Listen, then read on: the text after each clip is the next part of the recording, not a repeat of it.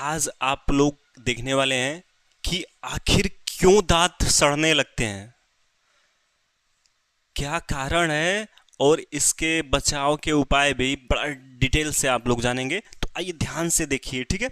सबसे पहले हम लोग दांत को अगर देखेंगे तो मैं बताऊंगा आप लोगों को। देखिए, दांत में बहुत सारे लेयर होते हैं और इससे इसमें जो सबसे बाह्य परत होती है, जो बाह्य लेयर होती है, वो सबसे मजबूत होती है। इसे इनेमल कहा जाता है। क्या कहा जाता है? इनेमल। तो देखिए क्या होता है, कैसे दांत सड़ने लगता है।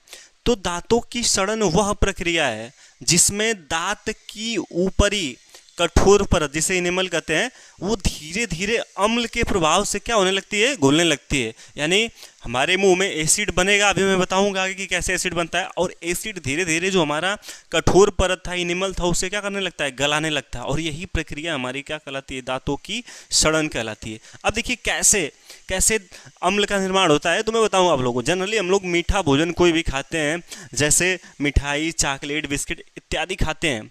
खाने के बाद हमारे मुंह में कुछ उसके पार्ट रह ही जाएंगे। अच्छा, रह जाने के बाद क्या होता है कि हमारे मुंह में बहुत प्रकार के बैक्टीरियाज होते हैं, बैक्टीरिया होती हैं, जीवाणु होते हैं। अच्छा, ये क्या करते हैं? तो ये जो बैक्टीरिया हैं, ये उस मिठाई को, उस जो मीठे पदार्थ को या उस शर्करा को ये खाते हैं और एसिड के रूप में बदल देते हैं।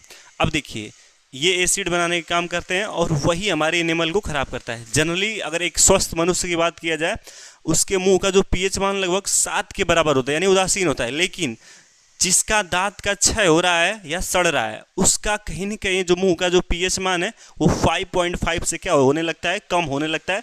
तभी यह जो है समस्या देखने को मिलती है। तो इस तरीके से ये आपका हो जाएगा। अगर जनरली देखना चाहते हैं रिएक्शन के थ्रू, तो ये कुछ ग्लूकोज हमारे जो मुंह में रह जाता है, ये बैक्टीरिया के द्वारा इसे किस में?